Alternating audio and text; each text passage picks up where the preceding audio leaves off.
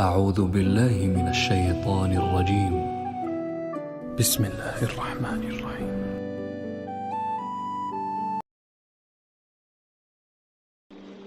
اب اس میں آپ کو گنواتا ہوں یہ امتحانات کڑے کون کون سے امتحان ہیں جن سے انسان گزرتا ہے، جس کا میں نے کہا ہے کامل مرقع ہے حضرت ابراہیم علیہ السلام کی شخصیت کی زندگی۔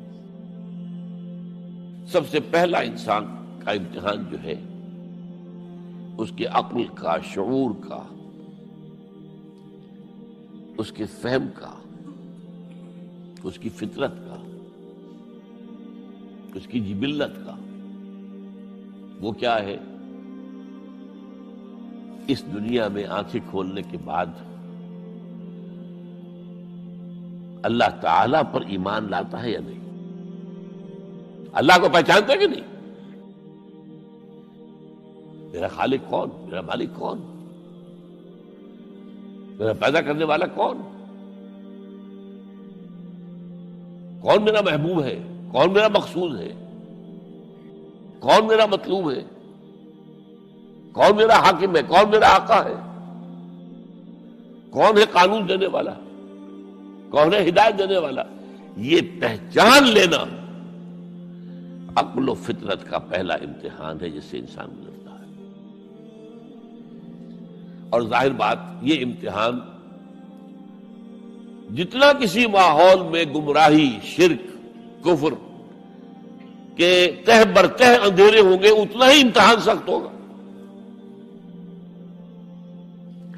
آپ مسلمانوں کے ماحول میں رہ رہے ہیں تو ٹھیک ہے، مسلمان بھی اب دنیا پرست بن گئے ہیں، یا جو بھی آپ کہیں، حقیقی مسلمان تو دیکھنے کو نہیں ملتا، پھر بھی بہرحال اسلام تو ہے نا یہاں۔ کسی نہ کسی دیکھو تو چیز کو تو اللہ یاد آ جاتا ہے، کبھی نہ کبھی تو کسی کی بات ہی دل میں اتر جاتی ہے۔ کوئی اللہ کا بندہ جو ہے خلوص و اخلاص سے کہتا ہے بات اور وہ آپ کو دل میں اتر جاتی۔ آپ ایسے معاشرے کا تصور کیجیے جہاں سرے سے ہدایت ہے ہی نہیں، کفر ہی کفر ہے، شرک ہی شرک ہے، باطل ہی باطل ہے۔ اس میں ایک شخص آنکھ کھولے اور پھر وہاں وہ خالق حقیقی کو پہچان لے، یہ ہے سب سے بڑی کامیابی۔ آپ کو معلوم ہے قرآن مجید میں سورہ انعام میں پورا قصہ بیان ہوا ہے۔ جس ماحول میں کہ حضرت ابراہیم نے آنکھ کھولی ہے وہ ماحول کون سا ہے؟ ہر طرح کا شرک وہاں پر انتہائی درجے میں موجود تھا۔ سورج اور چاند اور ستاروں کی پرستش، بتوں کی پرستش، اور سیاسی شرک۔ بادشاہ کہتا تھا میں خدا ہوں، نمرود جو دعویٰ تھا فرعون کا وہی اس کا تھا۔ کہیں سے کوئی توحید، کوئی اللہ کی بات، کوئی نیکی کی بات، کہیں کوئی روشنی، کوئی کرن اس معاشرے میں تھی؟ اس معاشرے میں خالص اللہ نے جو فطرت سلیمہ عطا کی تھی اور جو عقل سلیم عطا کیا تھا، اس کی روشنی میں سفر کرتے ہوئے ان تمام معبودوں کا انکار کر کے انی وجہت وجہی للذی فطر السماوات والارض حنیفا وانا من المشرکین، میں تمہارے ان معبودوں کو نہیں مانتا، میں ان کی نفی کرتا ہوں، ان سب کا باغی ہوں، یہ سب گمراہی ہے۔ میں نے اپنا رخ کر لیا ہے ہر طرف سے یکسو ہو کر اس ہستی کی طرف جو آسمان اور زمین کی خالق ہے۔ سورج کا بنانے والا، میں سورج کو نہیں پوچھتا، سورج کے بنانے والے کو پوچھتا ہوں۔ میں چاند کا پجاری نہیں ہوں، چاند کے خالق کا پجاری ہوں۔ یہ ستاروں کا میں پجاری نہیں ہوں، ستاروں کے پیدا کرنے والوں کا، کمالے کا میں پجاری ہوں۔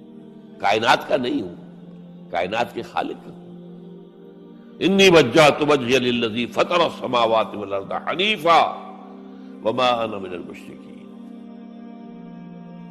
یہ پہلا امتحان ہے۔ دیکھیے اپنے اوپر قیاس نہ کیجیے، آپ جو اللہ نے پیدا کیا ہے مسلمانوں کے گھر میں، آپ کے ایک کان میں پیدا ہوتے ہی اذان کہہ دی گئی، دوسرے میں اقامت کہہ دی گئی، آخر کہیں نہ کہیں تو کوئی اثر اس کا ہوتا ہوگا نا، تبھی تو، ورنہ یہ بے مقصد تو کام نہیں۔ اگر حضور سے مسنون ہے یہ، کیا پتہ ہمارے تحت الشعور کی کون سی ٹیپ جو ہے وہ اس وقت چل رہی ہو اور اس کے اوپر جو ہے یہ نقش ہو گئے۔ کچھ نہیں کہہ سکتے. لیکن وہاں جو کچھ بھی نہیں تھا. کفری کفر، سیاسی شرک، مذہبی شرک، ستارہ پرستی کا شرک، بت پرستی کا شرک. اس میں ایک نوجوان سلیم الفطرت نوجوان، اس نے ان تمام سے رخ موڑ کر ایک اللہ کی ہستی کی طرف. اب آپ سوچئے دوسرا امتحان آتا ہے. اب حق پر پہنچ تو گئے، حق پر کھڑے رہنا آسان نہیں ہے.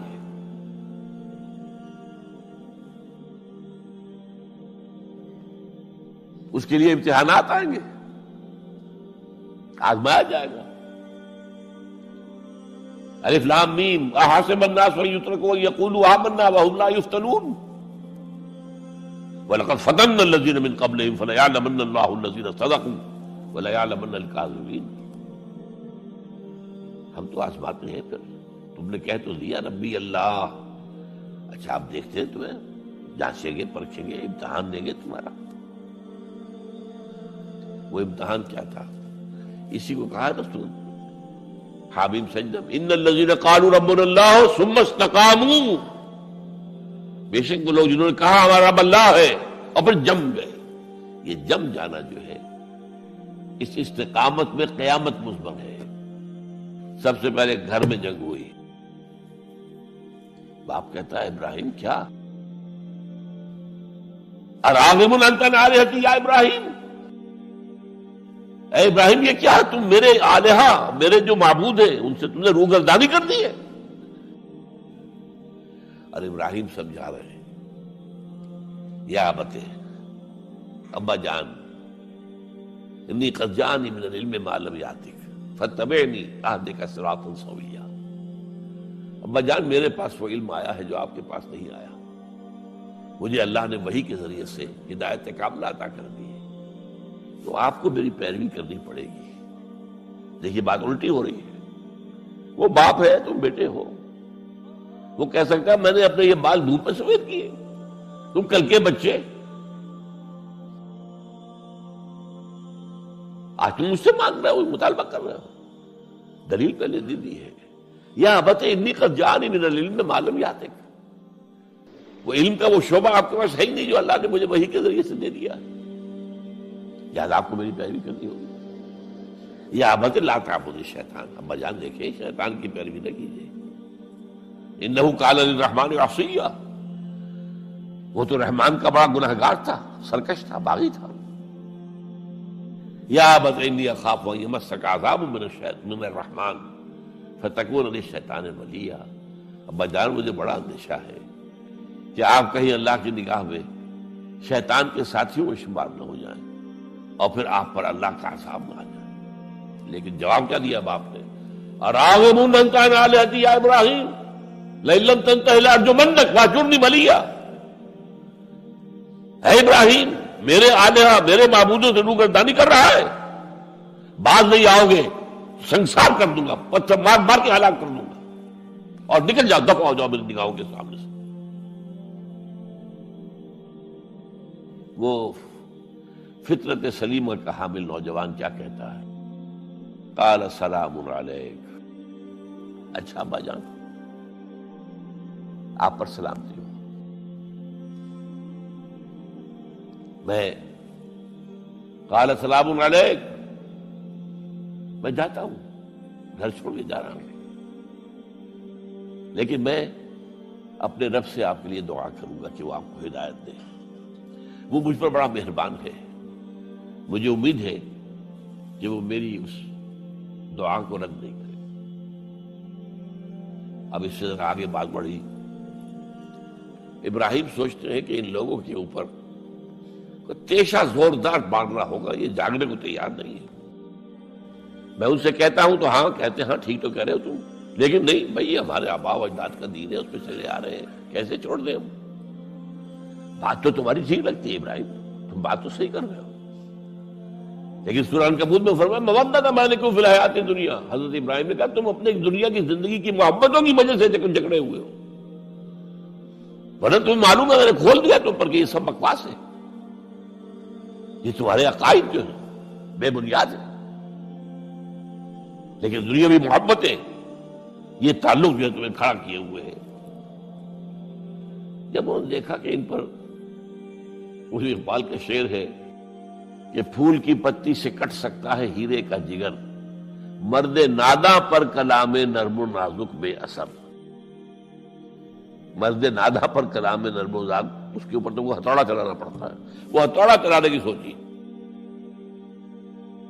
ان کا کوئی تہوار آ رہا تھا جس میں جا کے باہر میدان میں جا کے کوئی پوجا کرنی تھی کسی خاص ستارے کی، اور پورا شہر خالی ہو جانا تھا. حضرت ابراہیم نے کہا میری طبیعت تو ٹھیک نہیں، میں تو آپ لوگوں کے ساتھ نہیں جاؤں گا، آپ جائیے. سب چلے گئے، پورا شہر خالی ہو گیا. اب انہوں نے ہاتھ میں ہتھوڑا لیا، وہ بت خانے میں گھس گئے اور سب بتوں کو توڑ کے چورا چورا کر دیا. لیکن طبیعت میں ایک عجیب قسم کا ایک مٹھاس والا مزاح تھا، تو اس ایک سب سے بڑے بت کو چھوڑ دیا اور اس کے کندھے پر وہ تیشہ رکھ دیا. اب جو وہ رات کو واپس آئے ہوں گے، آپ سوچئے ذرا، آج بھی ہندوستان کے شہر متھرا میں یا بنارس میں کہیں بتوں کے ساتھ کے کوئی حشر کر دے تو کیا قیامت آئے گی. کیا کیا؟ من فعل ھذا بآلہتنا، کون ہے وہ جس نے ہمارے معبودوں کا یہ حشر کیا ہے؟ بہت کچھ کر کے کچھ لوگ، ہاں ہم سنتے تھے ایک نوجوان جو ہے وہ کچھ ان کا ذکر کیا کرتا تھا ان بتوں کا کہ ان میں کچھ نہیں ہے، کچھ نہیں ہے، کچھ باغیانہ خیالات کا اظہار کیا کرتا تھا. وہ ابراہیم بلاؤ، حاضر کیا گیا. یا ابراہیم انت فعلت ھذا، کیا اب تم نے کیا؟ مجھ سے کیا پوچھتے، اس بڑے بت سے پوچھو، اس سے پوچھو. بھائی سارے ٹوٹے ہوئے، یہ سالم کھڑا ہے. اور نمبر 2 جسے کہتے ہیں پولیس کی اصطلاح میں آلہ واردات، قتل کیا تھا تو کس چیز سے کیا تھا وہ بھی برآمد ہو گیا، وہ چھری بھی مل گئی ہے، اس پر خون کے دھبے بھی ہیں. اور آج تو آپ کو معلوم ہے کہ خون کے قطرے سے بھی پتہ چل جاتا ہے کہ کس کا خون تھا، جینیٹکس کے ذریعے سے. تو اس نے کیا ہوگا کہ ابراہیم وقل کے ناخن لوگ ان سے پوچھے، یہ بات کرتے کوئی؟ اف لکم، تو ہے تم پر، تم پوچھتے ہو ان کو جو بات تک نہیں کر سکتے، جو اپنا دفاع نہیں کر سکتے، جو اپنے آپ کو بچا نہیں سکتے. ایک عام انسان بھی دفاع کرتا ہے اپنا. فرجعوا الی انفسہم، اب انہوں نے اپنے اندر دلوں کی طرف دھیان کر کے سوچا کہ واقعی ابراہیم صحیح کہتا ہے. لیکن پھر لوٹے، پھر وہ عصبیت، پھر وہ آباء و اجداد کے ساتھ تعلق، پھر وہ معاشرتی نظام. انہوں نے کہا بس اس کو قتل کرو، اس کو ختم کر دو. یہ اس کو فیس کرنا، آپ سوچ لیجیے یہ کتنے بڑے امتحان کی بات تھی، کتنے بڑے جگر کی بات تھی. اچھا چونکہ وہاں نظام بھی تھا، بادشاہ کے دربار میں حاضری ہو گئی. ابراہیم ہم نے سنا تم ہمارے سوا کسی کو خدا مانتے ہو؟ جی ہاں. کون ہے وہ خدا؟ فرمایا میرا رب وہ ہے جو زندہ رکھتا ہے اور مارتا ہے. ربی الذی یحیی و یمیت، قال انا احیی و امیت، میں بھی زندہ رکھتا ہوں اور مارتا ہوں. فوراً جو ہے حکم دیا، جیل خانے سے 2 قیدیوں کو بلایا، ایک کی گردن اسی وقت مار دی، دیکھو میں نے مروا دیا کہ نہیں، ہے نہیں میرے پاس اختیار، اور ایک کا جان اسے چھوڑ دی. تو میں خدا ہوا کہ نہیں؟ حضرت ابراہیم نے سمجھ لیا کہ اب یہ جس قسم کی کچ بحثی میں آ گیا ہے، یہاں بھی کوئی ہتھوڑا چلانا پڑے گا. فرمایا فإن اللہ یاتی بالشمس من المشرق فأت بہا من المغرب، میرا رب وہ ہے جو مشرق سے نکالتا ہے سورج کو، تم خدا ہو تو ذرا مغرب سے نکال کے دکھاؤ. فبہت الذی کفر،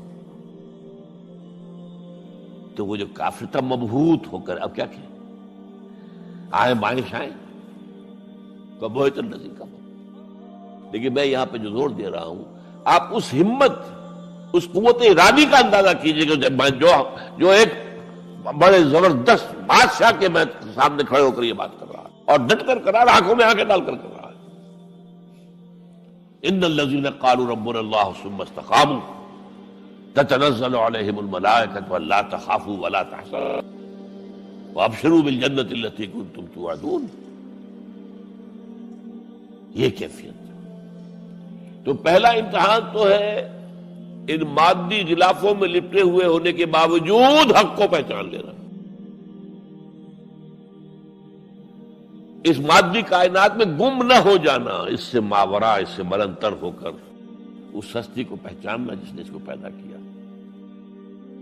انی وجہت وجہی للذی فطر السماوات والارض حنیفا وما انا من المشرکین، پھر اس پر قائم رہنا، اور بڑے سے بڑا رزق لینا۔ آپ نے گھر سے نکال دیا، ٹھیک ہے چل جا رہا ہوں۔ قال السلام علیک ساستغفر لک ربی انہ کان بی حفیہ۔ موت کو فیس کیا ہے تو اس طرح کیا ہے، اور کیسا جواب دیا ہو، کیسا، میں نے کہا ایک مذاق کا انداز تھا ان کے عمل میں کہ اس سے پوچھو، ایک صحیح سالم کھڑا باقی ٹوٹے ہوئے، تو کرنے والا یہ سرکمسٹانشل ایویڈنس کیا ہوتا ہو۔ آج بھی آپ کے ہاں مقدمات کے اندر ایک سرکمسٹانشل ایویڈنس بھی تو ہوتا ہے، حالات، قرائن کی کیا گواہی ہے۔ تو وہ سالم میں باقی سب ٹوٹے ہوئے، دوسرے یہ کہ آلہ جو ہے اس کے پاس سے برآمد ہو رہا ہے، اس کے کندھے پر رکھا ہوا، اور پھر یہ کہ بادشاہ کے دربار میں جا کر جس طرح اس نے انکار کیا ہے اس کی خدائی کا، ان کا ٹھیک ہے اس کو تو اب زندہ آگ میں ڈالو اور یہ گر جائے، ختم کر دو اس کو، بسم کر دو۔ اچھا، اس کے لیے تیاریاں کی گئی ہیں، سورہ صافات میں اس کا ذکر موجود ہے۔ تو اب حضرت ابراہیم دیکھ رہے ہیں کہ میرے لیے آگ کا الاؤ تیار ہو رہا ہے بہت بڑا، ایک اوپر مچان بنائی گئی ہے جہاں سے کہ ان کو پھینکنا ہے آگ میں، سب ہو رہا ہے۔ وہ سب یہ کس لیے کر رہے تھے؟ یہ نوجوان پہ ہوش ٹھکانے آ جائیں گے جب آگ دیکھے گا سامنے۔ ابھی تو کوئی آیا نہیں نا امتحان اس پر، اسی لیے قرآن میں آیا ہے کہ ہم نے ان کو ناکام کر دیا جنہوں نے کہ یہ آزمائش ڈالی تھی۔ حضرت ابراہیم کود گئے، اقبال کہتا ہے بے خطر کود پڑا آتش نمرود میں عشق، عقل ہے محو تماشائے لبے بام ابھی۔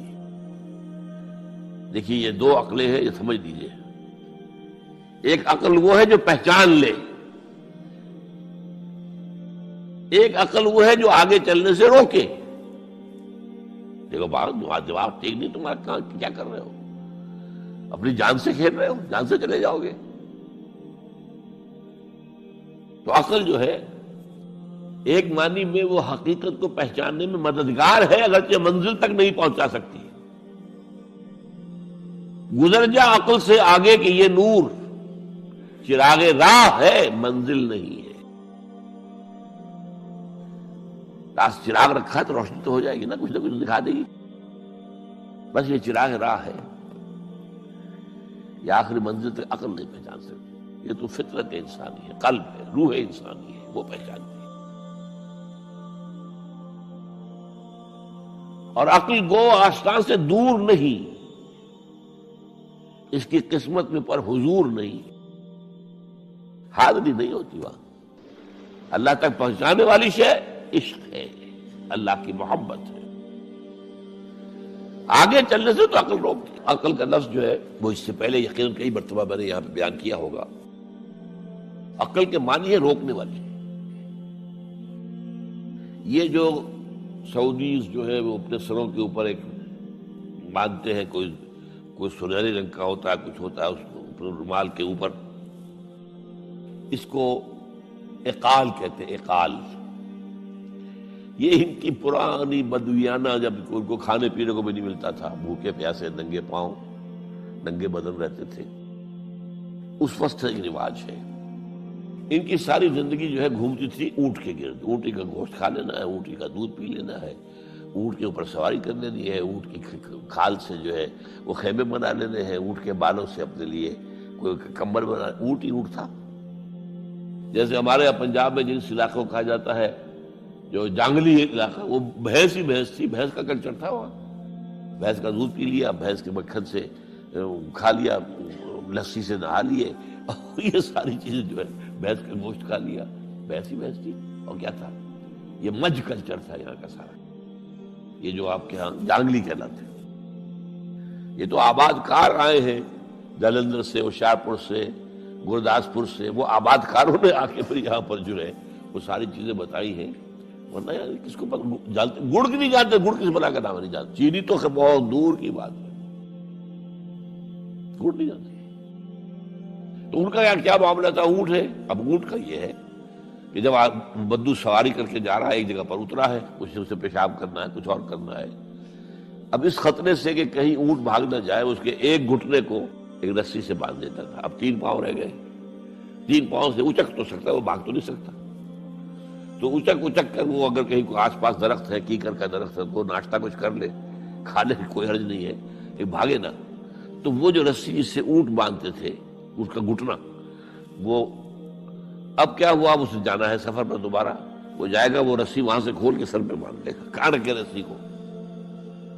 یہ اقال، اب وہ سنہری بھی ہوتے ہیں، کیا کیا خوبصورت ہوتے ہیں، لاکھوں روپے کا ہوتا ہے، لیکن تہذیبی پس منظر اس کا یہ ہے۔ اب ظاہر بات ہے کہ وہ تو لوگ، اس لیے حدیث میں یہ لفظ آیا ہے۔ ایک مرتبہ حضور مسجد نبی میں تشریف فرماتے، باہر کوئی بدو آئے صحابی باہر سے، اور انہوں نے اپنے اونٹ کا یا اونٹنی کا گھٹنا نہیں باندھا، اسے ویسے ہی چھوڑ کے اندر آ گئے۔ حضور نے فرمایا تم نے اس کا گھٹنا کیوں نہیں باندھا؟ جواب دیا میں نے اللہ پر توکل کیا۔ فرمایا غلط، اعقلھا ثم توکل، پہلے اس کا گھٹنا باندھو پھر توکل کرو۔ وسائل کا استعمال ترک کر دینا توکل نہیں ہے۔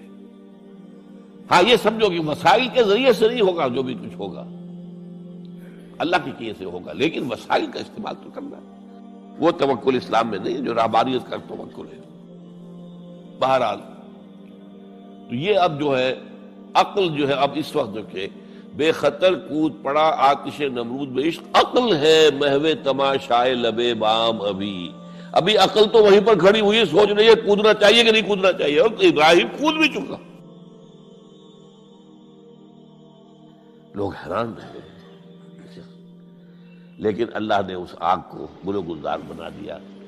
قلنا یا نار کونی بردا وسلام علی ابراہیم۔ اب آیا چوتھا امتحان کہہ لیجیے اس کو۔ یہ رسولوں کے باب میں اللہ کا قاعدہ ہے، اس قوم کی طرف کسی رسول کو بھیجیں، اگر وہ قتل کرنے پر آمادہ ہو جائے رسول کو، تو پھر وہاں سے ہجرت کی اجازت ہوتی ہے۔ جیسے حضور جب دارالندوہ میں فیصلہ ہو گیا کہ اب قتل کر دو محمد کو صلی اللہ علیہ وسلم، اس سے پہلے یہ اندیشہ تھا جب تک کہ ابو طالب زندہ تھے کہ چچا سپورٹ پر ہے ابو طالب، اب بنو ہاشم کا وہ سردار ہے، تو یہ ہماری جو ہے ان فائٹنگ ہو جائے گی، ٹرائبل، انٹر ٹرائبل یا انٹرا ٹرائبل کہنا چاہیے، کہ قریش کے اندر ہی آپس میں جب ہم لڑ پڑیں گے تو ہماری جو دھاک بیٹھی ہوئی ہے پورے عرب میں وہ تو ختم ہو جائے گی۔ A house divided amongst itself cannot stand۔ یہ وہ چیز تھی جو ابھی تک ان کے ہاتھ روکے ہوئے تھی۔ اب ابو طالب مر گئے، اب جو سردار ہے بنو ہاشم کا وہ ابو لہب ہے، وہ حضور کا وزیر سب سے بڑا دشمن ہے، لہذا فیصلہ ہو گیا۔ تب آپ گئے ہیں طائف، اور وہاں سے بھی ناکام آئے ہیں۔ اس کے بعد یہ ہے کہ باقی سب صحابہ کو آپ نے اجازت دی کہ چلے جاؤ مدینے، لیکن ابھی آپ منتظر رہے جب تک کہ ایکسپریس پرمیشن نہ آئے۔ رسول اپنی جگہ چھوڑ نہیں سکتا۔ بہرحال یہ ایک علیحدہ معاملہ ہے کہ اس میں تھوڑی سی خطا ہو گئی تھی حضرت یونس علیہ السلام کے ساتھ، کہ وہ اپنی قوم کے اس رویے سے دل برداشتہ ہو کر غصے کے اندر بھرے ہوئے، یہ ماننے والے نہیں، ناہنجار لوگ چھوڑ کر چلے گئے، اگرچہ اللہ کی اجازت ابھی نہیں آئی تھی۔ یہی وجہ ہے اللہ نے انہیں سزا دی۔ مچھلی کے پیٹ میں رہے، وہاں وہ استغفار کرتے رہے، لا الہ الا انت سبحانک انی کنت من الظالمین۔ پھر اس ویل مچھلی نے اگل دیا ان کو، اور ساحل کے اوپر رہے، اس کا پورا ذکر ہے قرآن مجید میں۔ بہرحال تو یہ اب معاملہ آ گیا وطن کو چھوڑنے کا، لہذا ہجرت کی۔ اب ان قال انی ذاہب الی ربی سیہدین۔ ٹھیک ہے، تم لوگوں کا حال یہ ہے، میں نے تمہیں ہر طرح سمجھایا، نرم بھی سمجھایا، گرم بھی سمجھایا، تمہارے اوپر ہتھوڑے بھی برسائے اور پھول بھی برسائے، تم کسی طرح ماننے والے نہیں ہو۔ اب تم میری جان کے دشمن بن گئے ہو تو ٹھیک ہے، پھر میں جاتا ہوں۔ انی ذاہب الی ربی سیہدین رب ھب لی من الصالحین۔ ایک دعا اور نکل آئی اس وقت سے، اے اللہ مجھے صالح اولاد عطا فرما۔ 80 برس سے تجاوز ہو چکی تھی عمر، اولاد نہیں تھی۔ آپ کے اپنے خاندان سے تھی جو اہلیہ تھی سارہ رضی اللہ تعالی عنہ، بانجھ نہیں ہے، اولاد نہیں ہوئی، اللہ کی مرضی۔ بہرحال حضرت ابراہیم کے ساتھ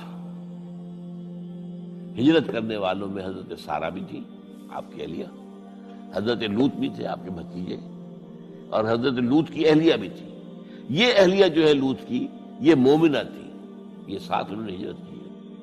بعد میں جب انہیں اللہ تعالیٰ کے حکم سے حضرت ابراہیم نے بھیج دیا سدوم اور عامورہ کی بستیوں کی طرف، تو وہاں شاید معلوم ہوتا کوئی اور شادی کی ہے، وہ کافرہ رہی، اور اس نے جو ہے حضرت لوط کے ساتھ جو ہے خیانت کا معاملہ کیا، وہ ایک علیحدہ معاملہ ہے۔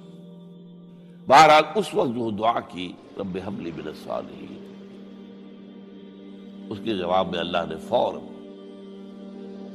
ہم نے اسے ایک غلام فبشرناہ بغلام حلیم، ہم نے انہیں بشارت دے دی ایک بہت ہی بردبار، حلیم الطبع، متحمل مزاج بیٹے کی۔ یہ اسماعیل کی تعریف ہے، نوٹ کر لیجیے گا۔ دوسرے بیٹے ہوئے حضرت سارہ کے بعد میں، ان کو کہا گیا ہے غلام علیم، عالم۔ حضرت اسماعیل کے لیے کہا گیا ہے غلام حلیم، بہت بڑے حلیم، متحمل مزاج، بہت بادشاہ۔ اس کا بھی تھوڑی سی داستان بیان کر دوں۔ حضرت سارہ کہاں کے یہاں اولاد نہیں تھی۔ حضرت ابراہیم ہجرت کر کے آئے تھے، کہاں سے پیدا کہاں ہوئے تھے؟ شہر ار، یہ جو عراق کا اس وقت کا سب سے بڑا شہر تھا، صدر مقام تھا، وہاں پیدا ہوئے تھے۔ وہاں سے ہجرت کر کے کہاں آئے؟ شام میں علاقہ، خاص طور پر فلسطین کا جو ہے کنعان، یہاں آ کر آپ نے ڈیرا اپنا جما لیا۔ اور اس کے قریب میں ہی 2 بستیاں تھیں جہاں پر کہ وہ سوڈومی والا معاملہ جو ہے آپ کو معلوم ہے، بدترین جو ہے گندگی تھی ان کے اندر، جہاں حضرت لوط علیہ السلام کو بھیجا۔ پھر انہوں نے ایک سفر کیا مصر کا، اس کی وجہ بھی سمجھ لیجئے۔ مصر میں اس وقت جو خاندان حکمران تھا وہ عرب تھا اصلاً، وہ مصری نہیں تھے، وہ فرائضہ نہیں تھے، وہ مصر کے تھے، عرب سے آ کر لوگوں نے قبضہ کیا تھا۔ تو حضرت ابراہیم وہاں گئے، وہاں ان کی بڑی پذیرائی ہوئی۔ ایک حادثہ سا بھی ہوا کہ یہ اندیشہ تھا کہ کہیں حضرت سارہ بہت خوبصورت تھی، تو کوئی بادشاہ جو ہے، وہ بادشاہوں کے اپنے انداز ہوتے ہیں، تو کوئی جو ہے کوئی غلط حرکت نہ کرے۔ تو کہا کہ سارہ سے کہا کہ میں جب یہ مجھ سے پوچھے گا یہ کون ہے تو میں کہہ دوں گا میری بہن ہے، نہیں میں کہوں بیوی تو پھر تو وہ کہے گا ٹھیک ہے پھر یہ اب میں لیتا ہوں اس کو، بہن ہے۔ بہرحال اس میں جو بھی ہوا، اللہ تعالیٰ نے حضرت سارہ کی عزت بھی بچائی۔ وہ معجزہ دیکھا حضرت ابراہیم کی طرف سے جو اللہ نے پیش کیا، جیسے حضرت سارہ کو مصر کے بادشاہ کی اس غلط نیت سے بچائے رکھا۔ پھر اس شخص نے جو ہے اپنی بیٹی ہاجرہ یہ خدمت میں پیش کی۔ یہ ہاجرہ کنیز نہیں تھی، یہ اصل میں یہودیوں نے مشہور کر دیا ہے۔ یہودی کہتے ہیں کہ اصل بیوی تو تھی حضرت سارہ، اور سارہ کے ہاں اولاد بعد میں ہوئی ہے، وہ ہے اسحاق کے بیٹے ہیں یعقوب کی اولاد ہم ہیں، تو اصل تو ابراہیم کی اولاد ہم ہیں۔ ہاجرہ جو ہے تو کنیز تھی، لوڈی تھی، لہذا اس کی وہ عزت ہی نہیں، اسماعیل کی وہ عزت ہی نہیں، اسماعیل کا وہ مقام ہی نہیں۔ یہ یہودیوں کا قول ہے، لیکن وہ اصل میں کنیز نہیں تھی، وہ بیٹی تھی، شہزادی تھی۔ بلکہ تاریخ نے اپنے آپ کو پھر دہرایا ہے کئی ہزار سال بعد۔ حضور نے صلح حدیبیہ کے بعد جب خطوط لکھے ہیں دعوتی بادشاہوں کے نام، شہنشاہ ایران، شہنشاہ روم، مقوقس مصر، نجاشی حبشہ، خطوط لکھے، تو مقوقس جو ایک طرح کا بادشاہ تھا، پیٹریارک تھا، جو الیگزینڈریا کا، اس نے اکرام کیا حضور کے جو سفیر تھا، ان کا بڑی عزت کی، احترام کیا، اور پھر حضور کی خدمت میں دو جو ہے خواتین کو بھی بھیجا. اب اس زمانے میں یہی رواج دنیا کے اندر چلتے تھے. اور یہ گھوڑا بھیجا، دلدل، وہ جو حضور صلی اللہ علیہ وسلم کا بہترین گھوڑا تھا. تو انہی میں سے ایک کنیز جو ہے ان سے حضور نے نکاح کیا، ماریہ قبطیہ. اور ماریہ قبطیہ سے اللہ نے اولاد دی حضور کو عمر کے آخری درجے میں. حضرت ابراہیم نام رکھا ان کا. نوٹ کیجیے، سائیکل مکمل ہو رہا ہے. ابراہیم گئے تھے مصر، وہاں سے ہاجرہ آئی اور اس سے اسماعیل ہوئے، اسماعیل سے یہ ساری نسل چلی، محمد پیدا ہوئے. محمد کے نکاح میں پھر مصر سے آئی ہوئی ایک خاتون آئی ہے ماریہ قبطیہ، ان سے جو پیدا ہوئے ان کا نام ابراہیم رکھا. تو یہ گویا کہ یہ ایک عجیب سائیکل ہے. بہرحال لیکن جب حضرت سارہ نے دیکھا کہ میرے ہاں تو اولاد نہیں ہو رہی، تو حضرت ابراہیم سے کہا کہ میں آپ ہاجرہ کے ساتھ آپ جو ہے ذر و شوکت معاملہ قائم کر لیجئے، تو اللہ آپ کو ان کے ذریعے سے اولاد دے دے. مجھے تو امید نہیں ہے کہ میرے ہاں اولاد ہو. تو اس پر حضرت ابراہیم نے ان کے ساتھ وہ رشتہ قائم کیا اور اللہ نے اسماعیل جیسا بیٹا دے دیا. اب اللہ تعالیٰ نے حکم دیا ہاجرہ اور اپنے اس بیٹے کو لے جاؤ اور جاؤ وہاں بواد غیر ذی زرع، جاؤ وہاں حجاز کی اس وادی کے اندر، وادی غیر ذی زرع، وہاں ان کو چھوڑ دو. اب یہ امتحان دیکھیے، توکل کا امتحان. حضرت ابراہیم لے آئے، کوئی متنفس نہیں، کوئی گھاس تک پیدا نہیں ہو رہی. کوئی درخت کا ہونا تو اور بڑی بات ہے کہ کھجور کا درخت ہو یا کوئی اور درخت ہو. پانی نہیں، پانی کا ایک مشکیزہ تھا ابراہیم کے پاس، وہ چھوڑ دیا. کچھ کھجوریں تھی وہ دے دی اور چلے. حاجرہ پوچھتی ہمیں کس کے پاس سارے چھوڑ کے جا رہے ہیں؟ کہنے لگے اللہ کے. یہ ہے توکل، اللہ کا حکم ہے. دعائیں مانگ مانگ کر رب حب لی من الصالحین فبشرناہ بغلام حلیم.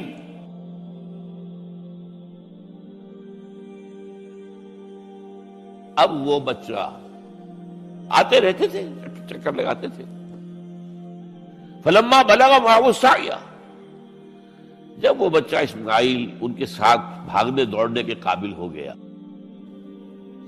کاموں میں ہاتھ بٹا رہا ہے، 13 برس کی عمر ہو گئی ہے، نوجوان. اب اندازہ کیجئے 100 برس کی عمر، بوڑھا آدمی، اولاد اب تک ہوئی نہیں تھی. ایک اولاد مانگ مانگ کر دعا سے اللہ سے لی ہے. اب آخری امتحان آتا، اس سے آگے کوئی امتحان نہیں. اس بوڑھے شخص کی نخل تمنا ہری ہو رہی تھی اپنے بیٹے کو دیکھ کر. فلما بلغ معه السعی قال یا بنی انی اری فی المنام انی اذبحک فانظر ماذا تری. کہتے ہیں حضرت ابراہیم بیٹے، میں مسلسل دیکھ رہا ہوں خواب میں کہ میں تمہیں ذبح کر رہا ہوں. تو دیکھو غور کرو تمہاری رائے کیا ہے. نبی کا خواب بھی وہی ہوتا ہے، اس میں کوئی شیطنت جو ہے، کوئی شیاطین جن و انس کی کوئی مداخلت نہیں ہوتی. پھر یہ کہ پے بپے 3 دن یا بنی انی اری فی المنام انی اذبحک فانظر ماذا تری. اب جواب سنیے، وہ حلیم. یا ابت افعل ما تؤمر ستجدنی انشاءاللہ من الصابرین. ابا جان کر گزریے جو آپ کو حکم ہو رہا ہے. تومر ابرتا نہیں، تومر حکم ہو رہا ہے. جب 3 دفعہ آپ کو یہ حکم ہو گیا اللہ کی طرف سے تو پھر دیر کائے پہ. یا ابت افعل ما تؤمر ستجدنی انشاءاللہ من الصابرین. آپ مجھے انشاءاللہ صابر پائیں گے. یہ وہ صابر اور حلیم ہونے کی شان ہے، جان دینے کے لیے تیار. اب یہاں بھی دیکھیے کہ یہودیوں نے اتنی تحریفیں کی ہیں. وہ ذبیح اللہ حضرت اسحاق کو کہتے ہیں. یہ بعد میں حضرت اسحاق پیدا ہوئے. 13 سال بعد 100 برس کی جب عمر تھی حضرت ابراہیم کی تب ہوئی۔ اب وہ کہتے ہیں کہ ذبیح اللہ جو ہے وہ اسحاق ہے، اسماعیل تھے۔ مروا پہاڑی جو مروا اور یہ موریا، وہاں پر بھی انہوں نے ایک پہاڑی کا نام رکھ دیا مروا۔ وہ کہتے ہیں یہاں پر اسحاق کو ابراہیم نے ذبح کرنے کی کوشش کی، سب بکواس۔ ایک بڑی عمدہ کتاب مولانا فراہی رحمۃ اللہ علیہ کی تھی، عربی، پھر اس کا ترجمہ ہوا، الرأی الصحیح فی من هو الذبیح۔ عربی میں کتاب تھی کہ ذبیح کون تھا، اسماعیل یا اسحاق، اس کے بارے میں صحیح رائے کیا ہے، یہ اس کتاب کا موضوع ہے۔ تو انہوں نے تورات کے حوالے سے ثابت کیا ہے۔ اصل میں ہوتا کیا ہے، چور لاکھ چیزیں چھپا بھی جائے اپنی تو کہیں نہ کہیں کلو چھوڑ جاتا ہے۔ آخر تفتیش ہوتی ہے، پولیس والے بھی جانتے ہیں کہیں نہ کہیں سے کوئی نہ کوئی کلو جو ہے، اب ساری چیزوں کو سمیٹنا مشکل ہوتا ہے اس کے لیے، تو اس کے اندر وہاں کلو موجود ہے، اسحاق اس کے اندر، تورات کے اندر، جس سے ثابت ہوتا ہے، انہوں نے ثابت کیا۔ الرأی الصحیح فی من هو الذبیح، اس کا میں نے ترجمہ شائع کیا تھا جب میں نے ابتدا کی ہے لاہور میں آ کر اپنے کام کی 1965 میں، تو دارالاشاعت الاسلامیہ میں نے قائم کیا تھا اپنا ایک دارالاشاعت پبلشنگ ہاؤس، اس سے وہ کتاب شائع کی تھی۔ اب بھی وہ چھپتی ہے، اب وہ اور پبلشر ہیں ان کے، وہ چھاپ رہے ہیں۔ بہرحال تو حضرت اسماعیل جو ہے وہ ذبیح اللہ ہے، اللہ نے جب لٹا دیا، فلما اسلما وتلہ للجبین۔ اب یہاں پر ذرا نوٹ کیجئے، اسلما، جب دونوں نے اسلام کا مظاہرہ کیا، وہ جو میں نے کہا تسلیم، سر تسلیم خم ہے جو مزاج یار میں آئے۔ بوڑھا باپ چھری لے کر تیار ہو گیا ہے، اور جوان بیٹا گردن ڈال کر بس صرف ایک احتیاط کی ہے کہ پیشانی کے بل لٹایا ہے تاکہ چہرہ سامنے نہ رہے، اتنی بات۔ چھری چلاتے ہوئے چہرہ اوندا بولتا، لہو للجبین، پیشانی کے بل انہوں نے لٹا دیا اور پھر چھری چلائی۔ لیکن اللہ نے پکار کر کہا، یا ابراہیم قد صدقت الرؤیا انا کذالک نجزی المحسنین۔ اے ابراہیم بس تم نے اپنا خواب پورا کر دیا۔ میں نے آج سے بہت پہلے مضمون لکھا تھا اس پر، تو میں نے کہا تھا جس کا امتحان لیا جا رہا تھا وہ فیل نہیں ہوا، ممتحن کو بس کرنی پڑی، اللہ کو بس بس بس۔ ان ھذا لہو البلاء المبین۔ اے ابراہیم واقعی در یہ بہت بڑی آزمائش تھی، اس میں تم پورے اتر گئے ہو۔ یہ میں نے آپ کے سامنے زندگی کا جو پورا ایک نقشہ ہے ابراہیم کا، ہر قدم پر امتحان، ہر قدم پر امتحان، ایک سے ایک کڑا امتحان، ایک سے ایک بڑا امتحان، اور آخری امتحان یہ تھا، ان ھذا لہو البلاء المبین۔ جب ممتحن یہ کہتے بھائی بات تم بہت مشکل، پرچہ واقعی میں نے بہت مشکل سیٹ کیا تھا، کمال ہے تم نے بہت عمدہ حل کیا، تو اس سے بڑی شاباش کیا ہوگی۔ لیکن اس کے ساتھ یہ ہے کہ اب اگلا موضوع آ رہا ہے میرا، جہاں تک تو معاملہ آ گیا، یہ قربانی جو ہے اس کو پھر ہمیشہ کے لیے اب سنت ابراہیم کے طور پر جا باقی رکھا گیا۔ عین اس وقت جنت سے ایک میڑا ان کی جگہ آ گیا، حضرت اسماعیل کو کوئی قدر نہیں پہنچی، کچھ بھی نہیں، میڑا ذبح ہو گیا۔ اور وہ قربانی ہے جو آج پوری دنیا میں اس وقت سے لے کر ترکنا علیہ فی الآخرین، ہم نے اس کی یہ یاد ہے، یہ قربانیاں جو آپ دیں گے یہ کیا ہے؟ حضور سے پوچھا گیا ما ھذی الاضاحی یا رسول اللہ، اے اللہ کے رسول یہ اضاحی کیا ہے، یہ کیا ہے، یہ جو ہم قربانیاں دیتے ہیں کیا ہے؟ قال سنت ابیکم ابراہیم، یہ تمہارے باپ ابراہیم کی سنت ہے۔ اس کو زندہ رکھا ہے اللہ نے، ان کی اس امتحان کی کامیابی کو، اس کا جشن منایا جا رہا ہے ہر سال، لاکھوں کا کروڑوں جانور جو ہے اللہ کے نام پر ذبح ہو رہے ہیں۔ یہ وہ اسماعیل کی قربانی کا جو ہے یہ جشن ہے جو منایا جا رہا ہے۔